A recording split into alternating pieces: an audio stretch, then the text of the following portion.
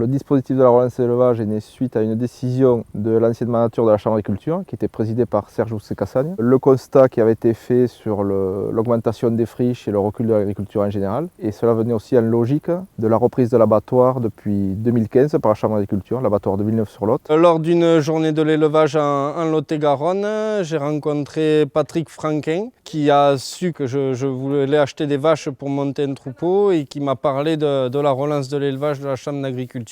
Le dispositif de la relance de l'élevage m'a été proposé par un membre de la Chambre d'agriculture du Lot-et-Garonne. C'est un dispositif qui vraiment concerne tout le monde, sans distinction de quoi que ce soit ou même de type d'agriculture, qu'on soit petit, qu'on soit grand ou qu'on fasse partie d'un syndicat ou pas. Moi-même à cette époque-là, j'étais secrétaire de la Confédération paysanne. Quelques races sont ciblées, ou fait quelques productions, ovins, bovins, porcins et caprins. L'idée étant de mettre le pied à l'étrier à de nouveaux éleveurs, de les aider à constituer leur troupeau et qu'eux-mêmes se le développent par la suite. J'ai bénéficié de la relance de l'élevage de la Chambre d'agriculture du Lot-et-Garonne en tant que nouvel installé et non éleveur. C'est une enveloppe qui est fournie à l'éleveur sur facture pour l'achat des animaux. J'ai jamais oublié cette passion que j'avais pour les vaches.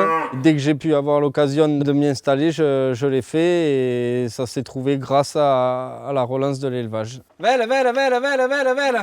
J'ai eu une belle enveloppe qui m'a permis d'acheter mon troupeau et de pouvoir le développer par la suite, bien sûr, mais de pouvoir avoir une base de départ. Sans ça, je ne l'aurais sûrement pas fait parce que ça reste quand même un gros investissement. L'aide à la relance de l'élevage va me permettre de faire avancer mon projet un petit peu plus vite, par exemple en achetant un peu plus de brebis ou du matériel pour mon nouvel atelier. Me concernant, il s'agissait donc d'ovins et ça représentait quand même 20% à peu près du coût total du troupeau. Ce qui est vraiment pas rien. Avec la relance de l'élevage, on a eu 9 bêtes et je suis monté au jour d'aujourd'hui à 16. En gardant les renouvellements, petit à petit, je développe. Voilà. Et donc, si les bâtiments nous permettent, on continuera à développer jusqu'à hauteur de 35. Pour moi, ça correspondait donc à une vingtaine de brebis sur les 100 avec lesquels je me suis installé. Aujourd'hui, il y a 130 mères à peu près sur place. Et initialement, j'avais un budget que pour pouvoir acheter 2 vaches. Grâce à cette relance de l'élevage, j'ai pu démarrer avec 10 vaches. En mi-2025, on est à 30 têtes. Le dossier a été validé en août 2022. J'ai rentré 12 de chez un éleveur et 6 de l'autre.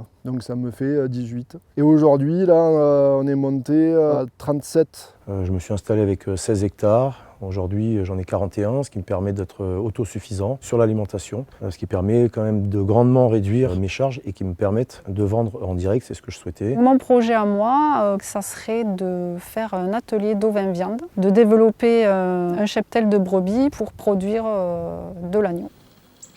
Là, vous êtes devant de belles friches que je viens d'acheter et pour laquelle j'ai fait une demande de relance de l'élevage auprès de la Chambre d'agriculture du Lot-et-Garonne. Nous, cette exploitation, quand on l'a achetée, il y a 55 hectares. Pour nous, c'était l'élevage ou rien. Les vaches rendent viable ce genre de territoire. Les pentes, les bois, les haies, il n'y a que l'élevage qui peut trouver résonance là-dedans. Elles entretiennent énormément les bois, on est entouré de forêts. Elles ont nettoyé des plantes qui sont très chargées en sucre. Et elles préféraient manger ça aux luzernes, quitte à détruire les ronces pour pouvoir les attraper. Et c'est vrai qu'elles ont nettoyé énormément les sous-bois qui sont devenus très propres. Sur des territoires comme ça, laissés à l'abandon, il y a plein de risques divers et variés. Par exemple, les risques d'incendie, on en a parlé cet été dans l'Aude. On commence déjà à voir beaucoup de friches dès qu'il y a des parcelles qui s'arrêtent ou des filières qui se stoppent.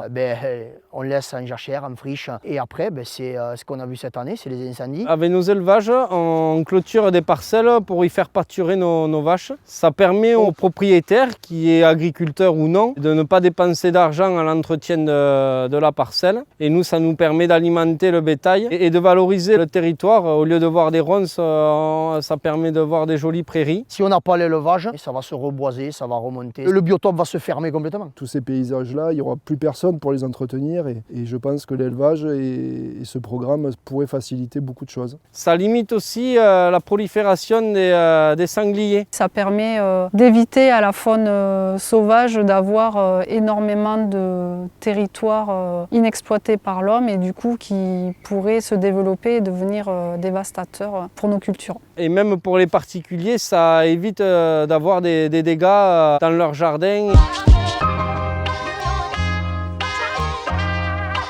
C'est un programme envié par d'autres départements. Le Béarn regarde d'un très bon œil ce programme et aimerait que ça soit développé ailleurs. Aujourd'hui, la relance de l'élevage, clairement, elle a tout son intérêt. Elle peut permettre à des jeunes installés comme moi, hors cadre familial ou pas, de vraiment relancer toute une activité. C'est une bonne formule pour étendre au niveau national. C'est une aide, mais une aide pratique qui a une retombée rapide et très proche. Les bêtes sont élevées en Lot-et-Garonne, nourries avec les céréales de la ferme, abattues à l'abattoir en Lot-et-Garonne et vendues dans des boucheries lot-et-garonnaises. On ne peut pas faire plus local et plus vivant pour tout un territoire. C'est des exploitants du coin, donc c'est familles du coin, des gens qui restent là, des écoles, un abattoir qui tourne, et de la viande de qualité, en circuit court. C'est évident que c'est un truc qu'il faut développer. À la relance de l'élevage, il faudrait qu'elle soit développée dans toute la France. Maintenant que j'ai le pied à l'étrier à l'élevage et que ça se passe bien, j'aimerais vraiment beaucoup le développer. Chose qui n'aurait peut-être pas pu être fait si j'avais pas eu les aides à l'installation, à la relance de l'élevage. Il vaut mieux donner de cette forme-là, c'est ciblé. Il y a une retombée de suite, et puis les vaches elles sont là encore pendant 10 ans. Pour lancer des jeunes, c'est un plus, il n'y a rien à dire. Ce dispositif a pu être mis en place et financé surtout grâce à une bonne gestion de la Chambre d'agriculture du Lot-et-Garonne. C'est un choix aussi politique qui a été fait de la part de ces élus à ce moment-là. C'est d'aider les éleveurs et de relancer la production, contrairement à ce qui se fait partout ailleurs en France. Ils trouvaient que c'était une bonne manière aussi de redistribuer l'argent des agriculteurs aux agriculteurs du Lot-et-Garonne.